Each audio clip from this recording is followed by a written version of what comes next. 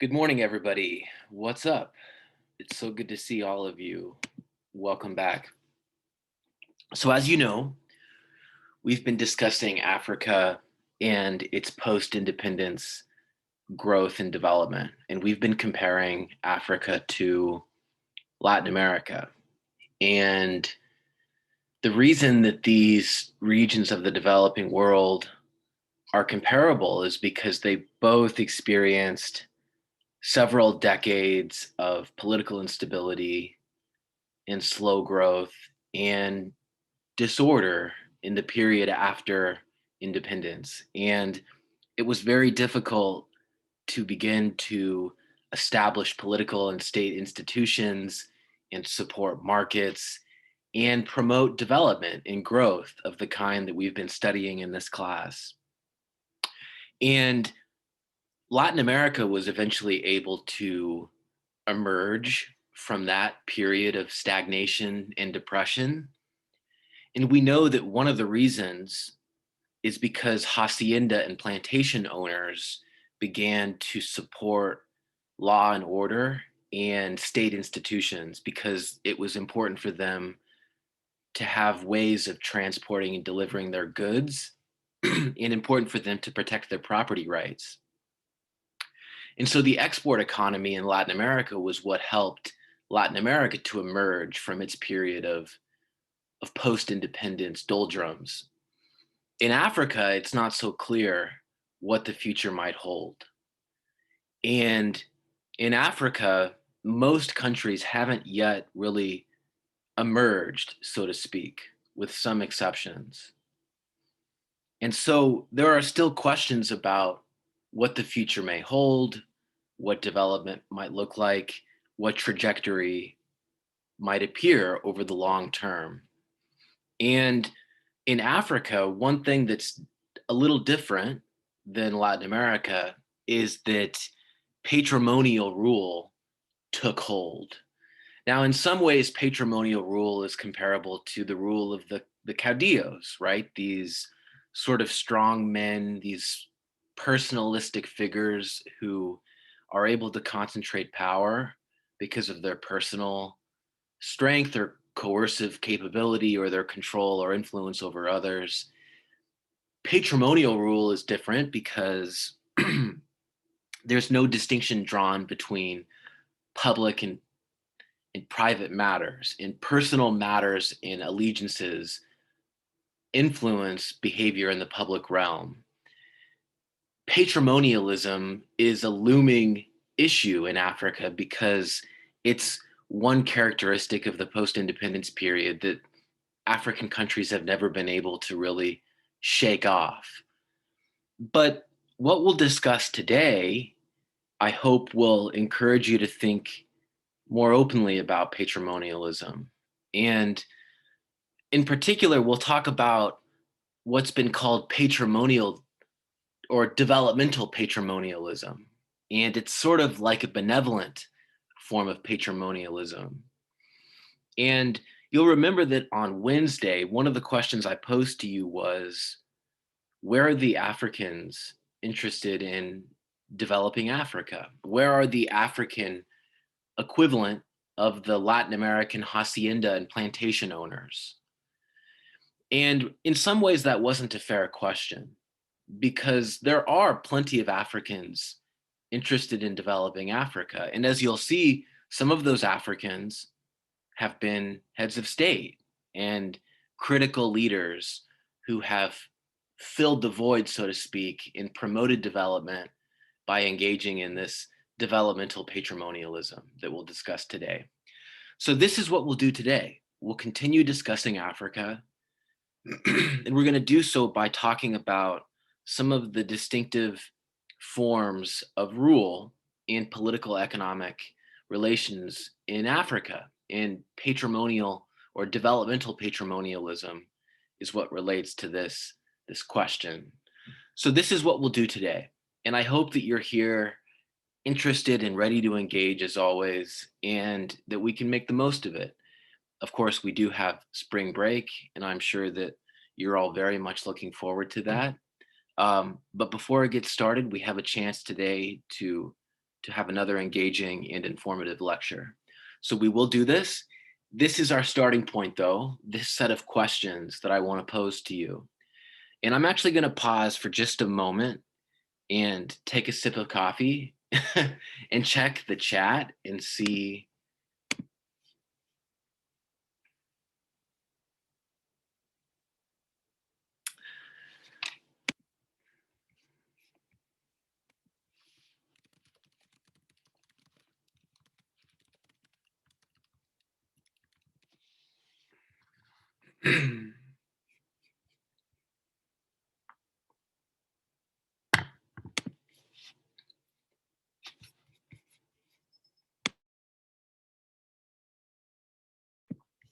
So our starting point today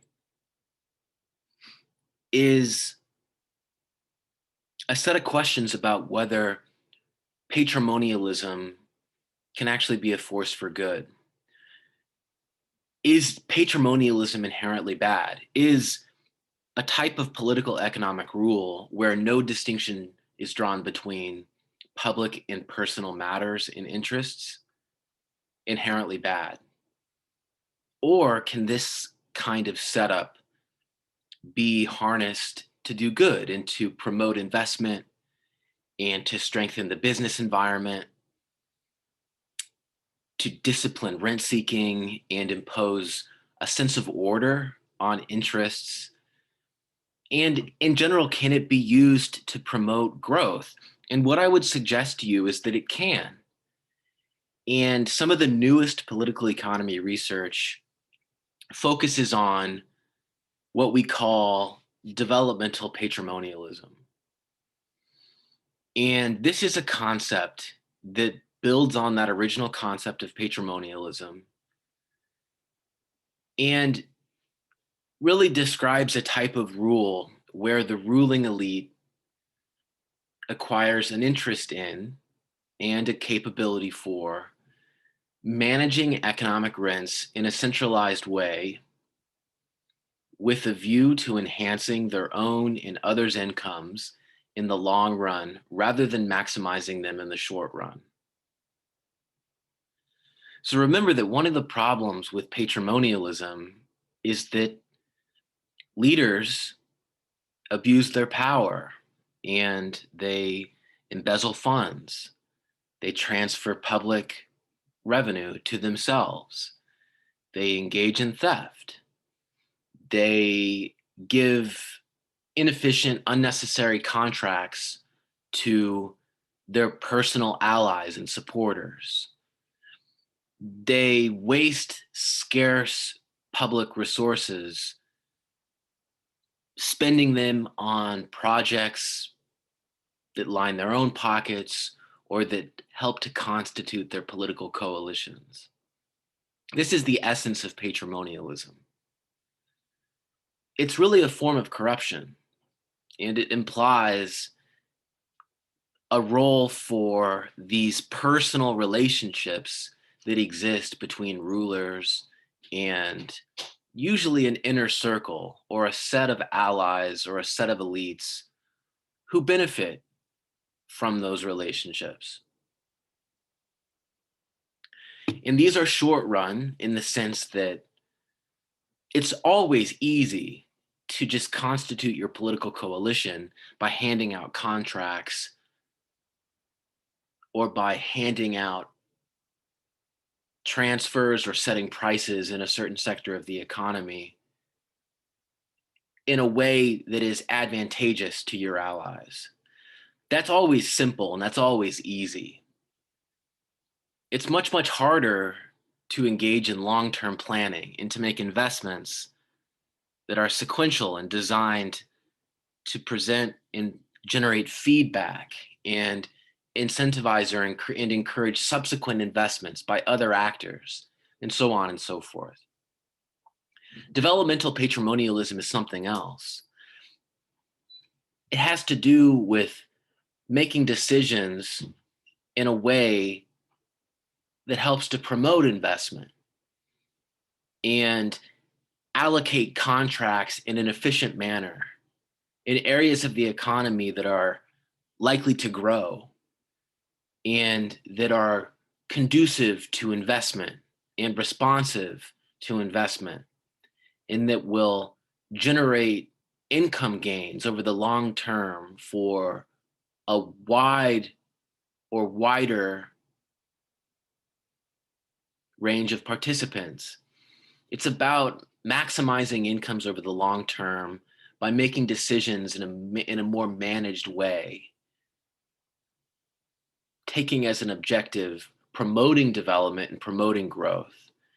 And what this really means is setting up a system where a person or a group at the very peak of state power makes decisions at will about contracts, about state investments, about royalties or earmarked natural resource revenues, or about any number of spending priorities or tax policy, any other number of economic policies that would impact private actors and that would maybe affect them in any number of ways.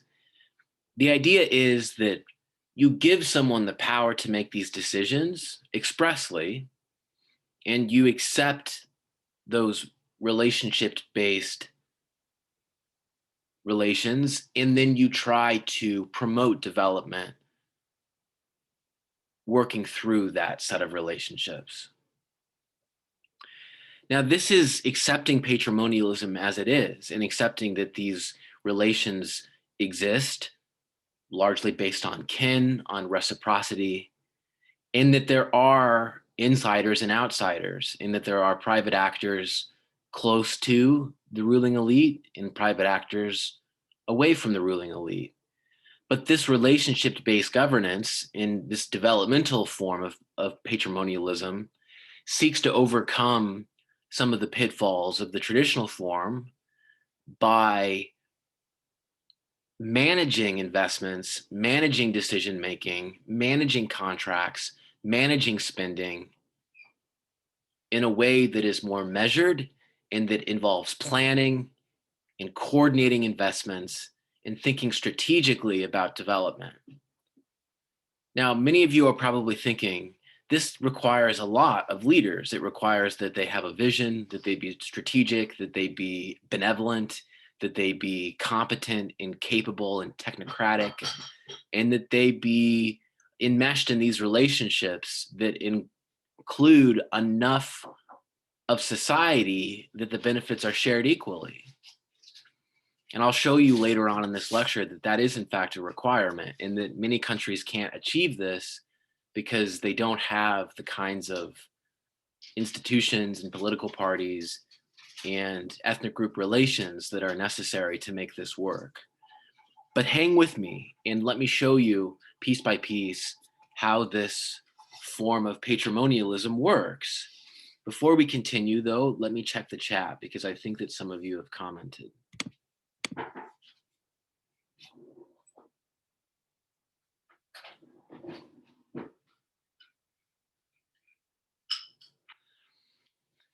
So Rady says that patrimonialism can be inherently bad, and when all the power is held by one person and there is no separation between personal and public issues, that can be very, very bad. Certainly, right? But if we have a visionary, benevolent leader, if we accept that power can corrupt, but that it may not necessarily, it may leave space for a more developmentally minded leadership. And hang with me because there is the possibility that this could generate positive outcomes. Karen says, are developed countries a good example of this? Well, it's a good question, Karen, because South Korea, Indonesia, Malaysia, but especially South Korea, all exhibit these characteristics as well. And South Korea has a system of relationship-based governance and a set of relationships that fall under a label called chaebol. And South Korea is clearly a good example of a developed country. And so it's not impossible for countries to develop and become quite rich with these patterns. And then many European countries early on had forms of business relations and political relations that mirror this as well. So I'll show you in a minute that there are many examples, and that it's actually not as cut and dry as you might think. This isn't just something that happens in Africa. And so Africa is a good example of it, but there are many examples across the world. And so we'll see that in a second. But let's take a look at what this looks like visually. So developmental patrimonialism is basically organized clientelism. Clientelism is a type of relationship between a principal and a client, where the principal essentially purchases the loyalty or the support of the client. And usually this takes place in the context of electoral contests and voting, but it can also take place in the context of relationships between a president in a government and maybe a business class or private actors in the economy. And so organized clientelism in relation to patrimonialism is like the government or the president or the bureaucracy or the political party in the government um, essentially favoring those particular private actors who support or are aligned with the government or the party in power. And so this is the organized clientelism. This is the patrimonialism, the state contracts, the royalties, the cronyism. And that clientelism, that patrimonialism, generates large rents, large benefits for those private actors who are in these patrimonial relationships with the government or the party or the individual in power. And those private actors use those rents to support and reciprocate that support and to kind of funnel it back into politics and to support the government. And it isn't essentially a form of corruption, but these relationships become entrenched and it becomes a part of politics in a formal kind of legal way.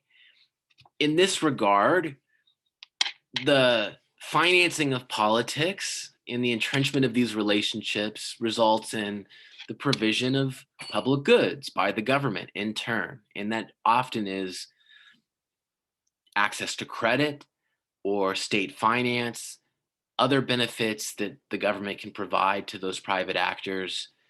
And access to that credit in that capital generates above average growth because those actors in society and the private economy are able to make productive investments of their own.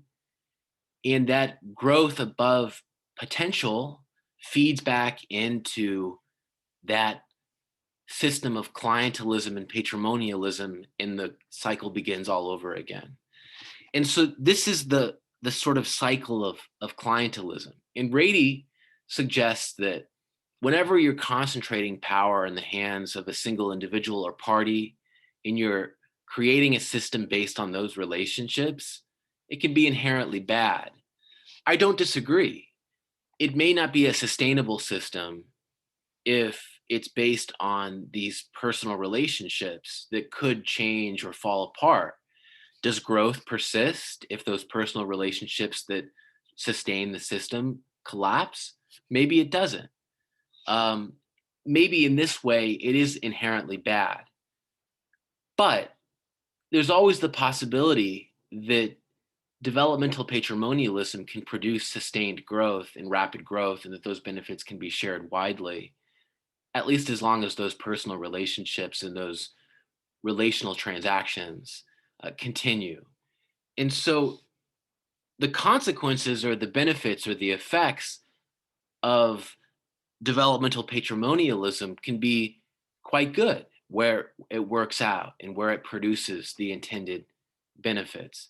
And so where it works out, it can limit rent seeking, because by putting someone in charge and by concentrating decision making power and authority in the hands of a planning agency or a central apparatus or a central actor, you're able to discipline and limit the sort of impulsive rent seeking of those private actors in society and those beneficiaries of rents.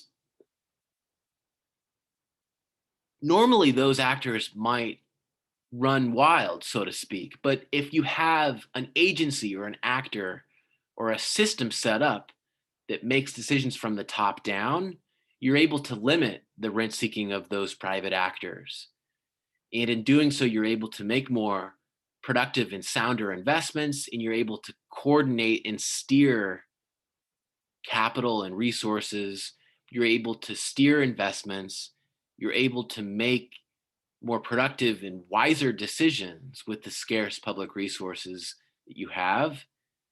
You're able to make decisions that lengthen the time horizon and that help to create a longer time frame for development and growth, because investments of resources in a more productive way involves making decisions about sequential investments in stages of investment in a process, a planning process where activities are coordinated, investment and capital is steered in particular directions, and the impulsive rent seeking of private actors is limited or sort of counteracted, so to speak. I should say it's not always just private actors who seek rents. State actors do too. Anytime we use political authority to make decisions that affect economic actors and that have distributional consequences, we are creating rents. We're creating rents for the beneficiaries, and the beneficiaries can be private actors or they can be state enterprises. They can be the military or political parties or the bureaucracy, anyone who benefits from the distributional consequences of decisions made by political actors that affect the economy. So developmental patrimonialism is something that's very different than that ordinary patrimonialism. And the positive benefits can be quite great if we do, in fact, successfully limit rent seeking, coordinate investments in productive activities, steer the creation of value, and then lengthen or prolong the time horizons for those investments. Anytime you lengthen time horizons, you make it possible to achieve much, much more. One of the problems with politics is that the time frame that is relevant for a politician is normally quite short. It could be a space of 2 or 4 or 6 years, depending upon their reelection or when the next race is, or even the institutional circumstances. If it's a parliamentary system, for example, and a legislative defeat triggers new elections, they could be right down the road, right around the corner. The point that I want to make is that time is an important factor. And patrimonialism, developmental patrimonialism, can lengthen time horizons if concentrating power and decision making in the hands of a single actor or agency or planning agency helps to overcome time constraints that normally would affect the decision making of politicians.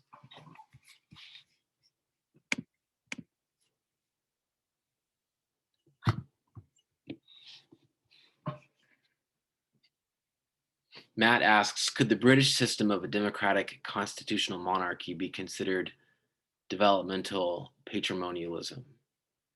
No, not at all. It's a symbolic monarchy. It's not an authoritarian regime. They have a monarchy, but they don't make decisions or have real veto power. Countries like, for example, Morocco or Monaco, those are real those are real monarchies. Those are dictatorships. In those cases, Are they developmental patrimonial regimes?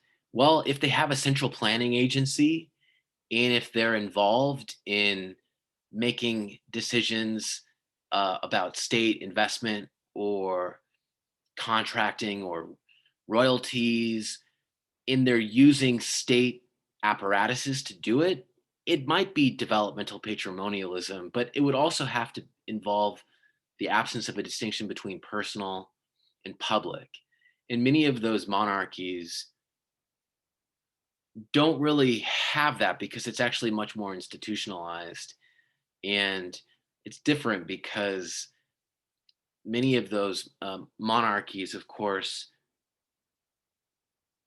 they make decisions about succession based on familial and blood relations and kin relations, and they institutionalize the royal family. It's not really a comparable um, example, but I definitely understand Matt's question about, well, is this relevant or applicable in any case where you have the concentration of power in a single person's hands? And the answer is no. The answer is no. There needs to be also a distinctive absence of a separation between public and personal that characterizes the type of rule. And this is evident in a lot of the African cases, but I don't know if it's equally evident in some of those traditional monarchies that Matt is essentially asking about. But good question, Matt. Can I add one thing on it? Of course. Um, Yeah. I was just thinking, considering historically what the British Parliament is a concession from the monarch to like an in group of elites, and it's that in group that kind of steered the country and treated it as if it was like its own. Yeah, And but the difference is that that was the result of a settlement that came from a confrontation between them in the political arena.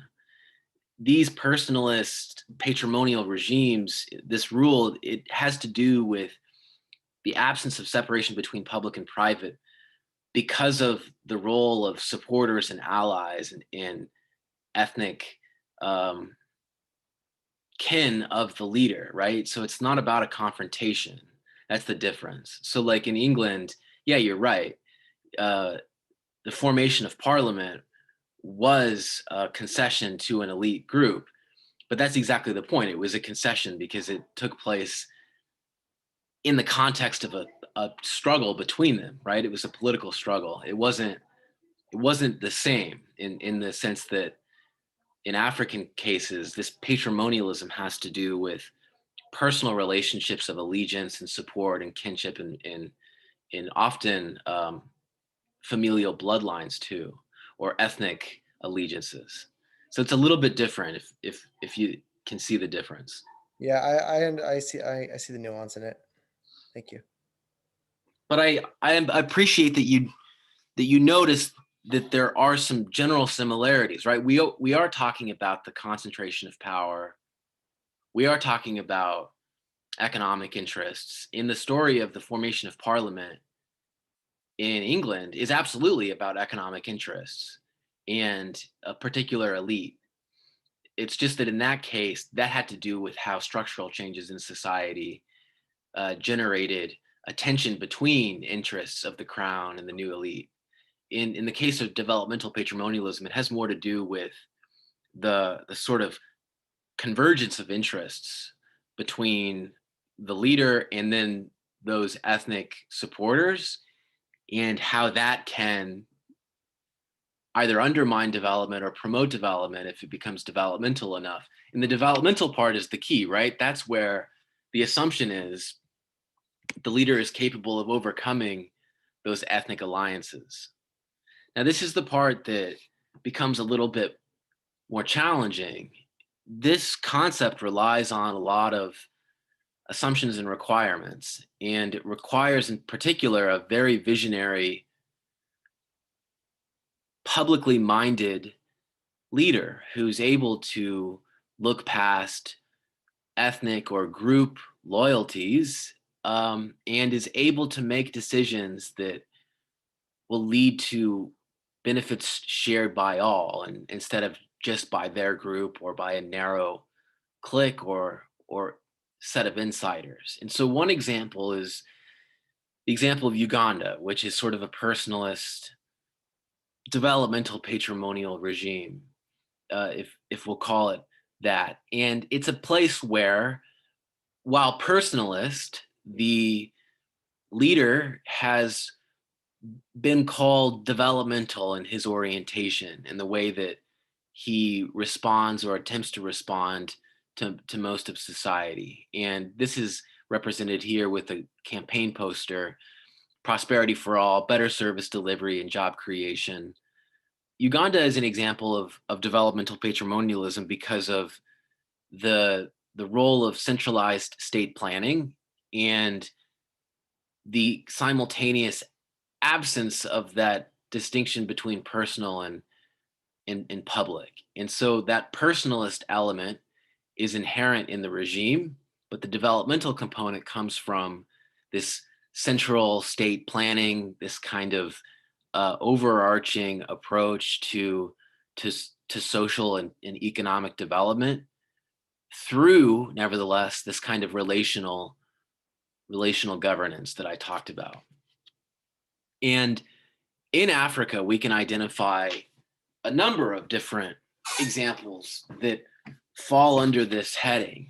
Cote d'Ivoire, I don't even know how to say the name of the country, to just be totally honest with you. I'm not sure how to pronounce it. If someone wants to correct me, please do so. Ghana, Kenya, Malawi, Rwanda, Tanzania, Uganda. In Asia, South Korea, Indonesia, and Malaysia are all examples.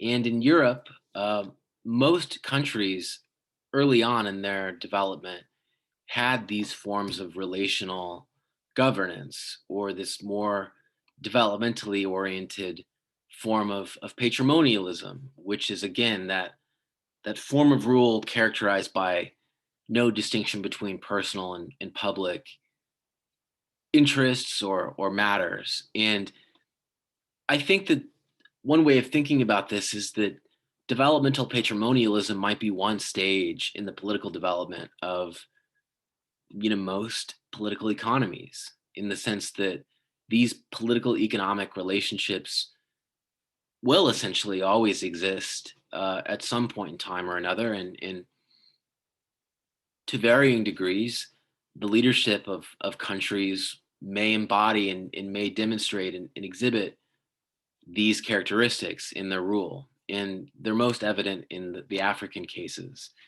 And the question that I want to ask you pointedly is, does or can developmental patrimonialism promote economic development? Can this focus on central planning and disciplined rent seeking and kind of controlled burn promote development? And especially in those cases where they can establish a clear top down sort of control over the development and decision making process. Suppose we can do that. Does that promote the growth that we're after? And so, what we're going to do is we're going to explain and assess this claim. The development or developmental patrimonialism promotes growth by comparing cases in Africa. And what we'll do especially is we'll look at the case of Cote d'Ivoire over time. And the strategy here is the use of the method of difference to compare two temporal cases: Cote d'Ivoire between 1960 and 1975, and that same country between 1975 and the present day. So this early period, in this case of Cote d'Ivoire, 1960 to 1975, this was the early post-independence period. This period came immediately after independence, And it was a period of exceptional growth. If you look here, you'll notice that compared to the rest of sub Saharan Africa, the country was way ahead and really a poster child for robust, sustained growth. And what I'd like to suggest to you is that a big part of that was a focus on central assisted planning through a network of personal barons. And this all revolved around the leader. And I'm not sure how to say his name, but it's Felix Houphouët-Boigny. And he was a strong nationalist, visionary leader who took it upon himself to envision far-reaching gains for the country and sustained, widely shared economic growth. And he did this through tight control of a French-assisted planning structure, basically a centralized planning structure, and then a large network of personal barons or private economic actors whom he aligned with and whom supported him. And this French assisted planning body was called the Caisse de Stabilisation, or I think the House of Stabilization. And this set an efficient price for coca growers. And so in this case, the rent was the price set by the state for coca growers. Coca was the main export commodity. And in setting the price, the House of Stabilization was creating a rent, but it was an efficient price set as a target to expand the industry and sustain growth. And at the same time, the Ministry of Agriculture and other administrative bodies and service agencies were in charge of overseeing and fostering the coca industry's expansion into Virgin Islands. And so this centrally planned and centrally administered patrimonial system relied on a network of personal barons, but it also set an efficient price and sought to expand investment in production into new markets. And the single most important component of the entire apparatus was a system of ethnic quotas in the legislature that ensured that economic growth's benefits were shared mostly equally.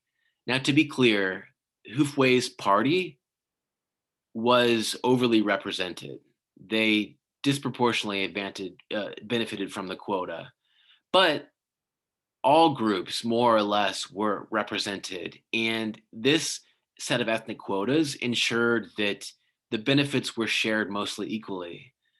And so when you put it together, this system of developmental patrimonialism centered on assisted planning, a network of personal barons, efficient prices set by the state for coca production, and expansion into new industries, coupled with, expansion into new markets, coupled with ethnic quotas, produced sustained growth that was shared relatively widely.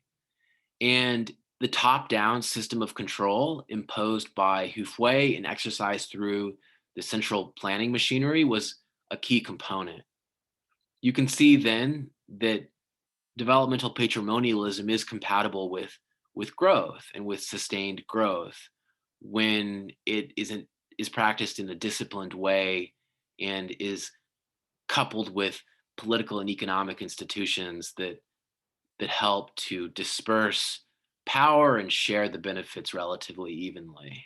It's a nice example of how inclusive institutions can promote growth.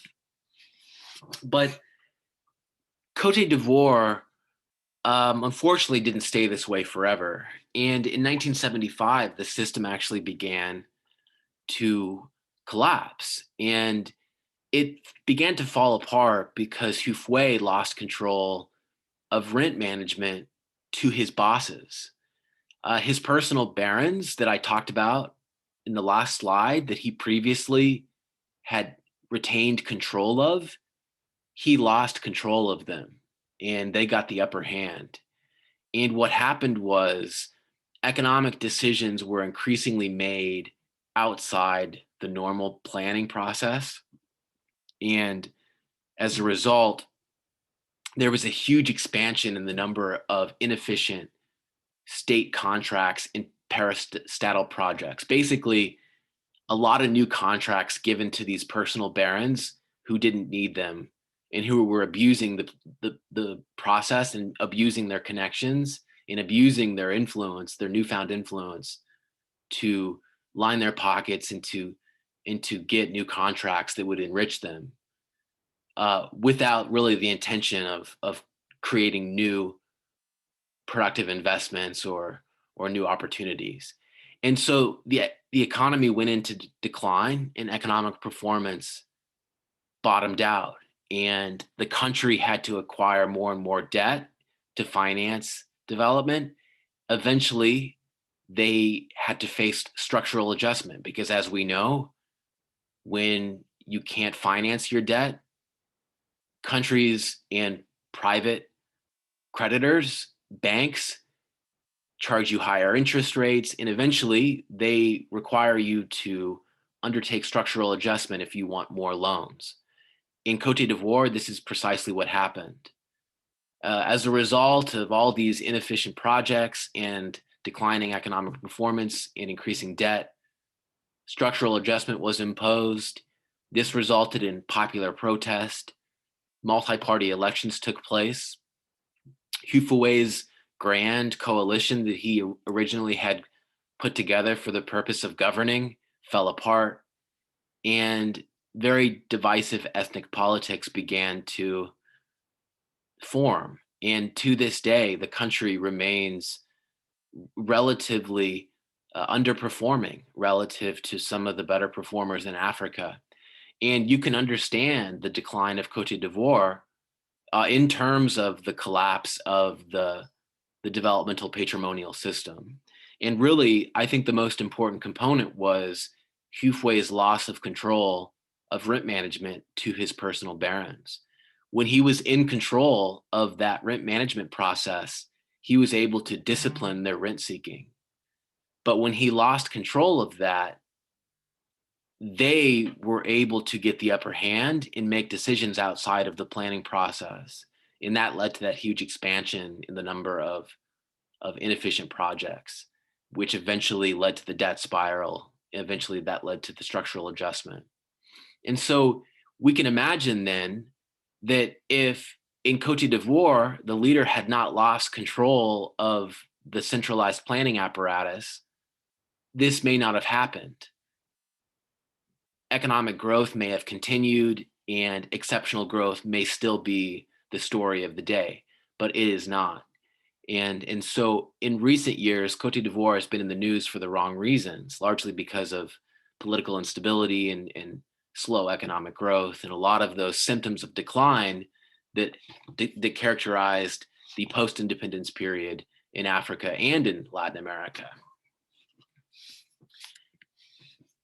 Now, in my discussion of the Cote d'Ivoire case and in my description of this form of governance, a number of requirements have appeared. No doubt you've noticed that in order for this to work, you've got to have certain things in place first. And so what are those? Well, in the first place, you have to have a strong leader. You've got to have a visionary leader, often a post-independence fighter or hero, someone who's able to perhaps unify the country or envision a future that's better than the present. In the case of Cote d'Ivoire, that was Houphouet, who's pictured here. But there are many examples of African leaders who've been visionary and who've been bold and who've been willing to take on this kind of a quest.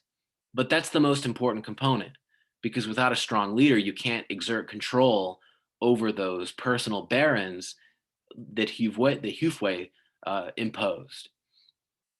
Second, you need a one-party system. Now, this is unfortunate because a one-party system means that it's not a democracy. Why a one-party system? Well, because the challenge is that with multiple parties, there's a change in power frequently, and change in government means that politicians have an incentive to respond to short term political gain. And that usually means just regular patrimonialism, where you hand out contracts to your supporters and your allies, and you engage in wasteful spending, embezzlement, theft, perhaps, and you don't make decisions based on long term time horizons because you want to win the next election and you're trying to retain support, political support that will help you to remain in power. And so you're responding to short term political gains.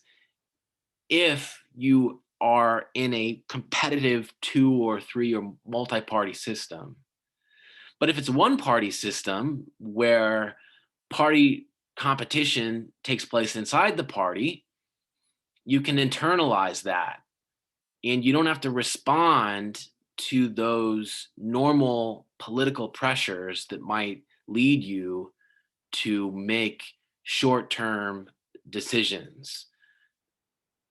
It's a nice way of saying that democracy is not compatible often with developmental patrimonialism because democracy presents politicians with short term incentives. Thirdly, you need a competent bureaucracy. They must have the technocratic expertise to make decisions about how and where to allocate scarce resources. What are the most productive investments? What sectors of the economy carry the most potential? Where can we tap new markets? Where and how can we use our access to credit most efficiently so that we don't wind up in debt? So on and so forth. You need an inclusion strategy. That is, you need to have a strategy about how to include political and economic elites from across the spectrum. If you're going to share the benefits widely, that means that you have to have representatives from a variety of different economic and political sectors. And that strategy must incorporate them in a meaningful way so that the benefits can be shared equally. In Hufei's case, that was a grand coalition that did include elites from different sectors of the economy and in society. Uh, but it must also mean that you have a set of political and economic relationships with private economic actors like those personal barons.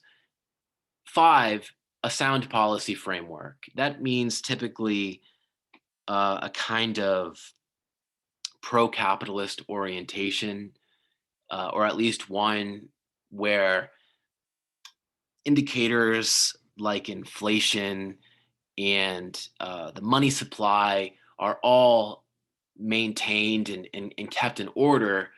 Places that are having frequent economic crises find it difficult to promote development through a patrimonial system. For all these reasons, it's actually difficult to pursue a developmental patrimonial strategy because it's not compatible with democracy. It requires special leadership, competent bureaucrats, inclusive strategies, and sound economic policies. And that's a combination that can be very elusive for many developing countries, especially many African countries, where it's difficult to combine all of these components due to limited political and economic development. We have more about this, and we'll finish this up when we get back from spring break. But I'm so happy that you are here today, everybody, and I hope that you have a wonderful break. I'll see you on the other side. Enjoy yourself, get some rest, and take it easy. That's it.